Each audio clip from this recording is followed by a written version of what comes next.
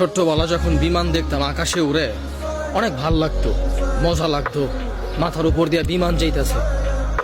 আর এখন যখন ওই বিমানে উঠছি তখন বুঝতে পারছি যে কতটুক যন্ত্রণাদায়ক এই বিমান।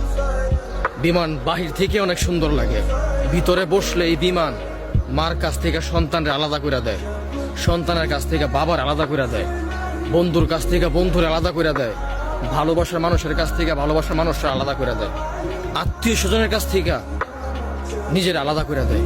বিমান হইতেছে একটা স্বার্থপর গাড়ি, যেই গাড়িতে একবার উঠলে কবে আবার এই গাড়ি নিয়ে আসবে তার কোনো গ্যারান্টি নাই।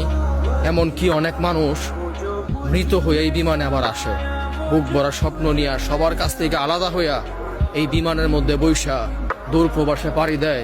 জীবিকার তাগিদে হাজারো পুরুষ নারী বুক ভরা কষ্ট বুকে নিয়ে এই দূর প্রবাসে আসে, অনেক সময় লাশ হয়ে যায়। আফসোস, কি বিমান বানাইছে রে।